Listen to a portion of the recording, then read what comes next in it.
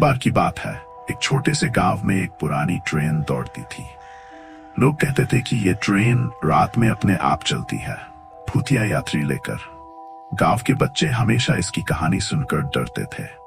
एक रात दो दोस्त अजय और रोहन ये तय करते हैं कि वे ट्रेन की सच्चाई का पता लगाएंगे। उन्होंने रात को 12 बजे के आसपास स्टेशन पर जाने का निश्चय किया। जब वे वहां पहुंचे तो चारों ओर सन्नाटा था। चांद की हल्की रोशनी में पुरानी ट्रेन खड़ी थी, जो बहुत समय से न चलने के कारण जंग खा गई थी। जैसे ही उन्होंने ट्रेन के पास जाना चाहा, अचानक एक ठंडी हवा चली और ट्रेन के दरवाजे अपने आप खुल गए। अजय और रोहन एक दूसरे को देखकर डर गए, लेकिन जिज्ञासा ने उन्हें अंदर जाने के लिए मजबूर किया। अंदर जाते ही उन्हें एक अजीब सी गंध महसूस हुई, जैसे वहां लंबे समय से कोई नहीं आया हो।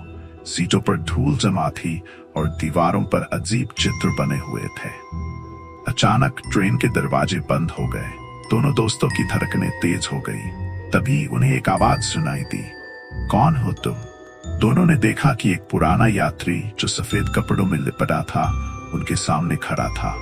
उसकी आंखें खोखली थीं और उसका चेहरा पीला था। अजय और रोहन ने डर के मारे कुछ नहीं कहा। वह यात्री बोला, तुमने मेरी नींद तोड़ी है, अब तुम्हें मेरे साथ चलना होगा। अचानक ट्रेन ने गति पकड़ी और अंधेरे में तेजी से दौड़ने लगी। वे दोनों घबरा गए, लेकिन ट्रेन का दरवाजा खोलने की कोशिश की, पर हर बार दरवाजा बंद हो जाता। जैसे ही ट्रेन एक सुनसान जंगल के बीच पहुंची, यात्री ने कहा, अब तुम्हारी बारी है।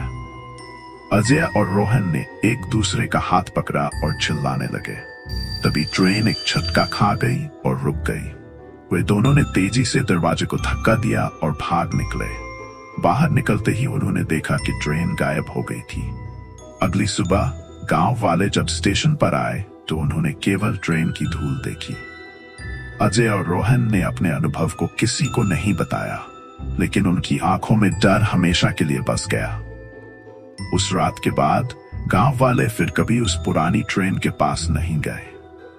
वे जानते थे कि कभी कभी पुरानी चीजों में अंधेरे रहस्य छिपे होते हैं।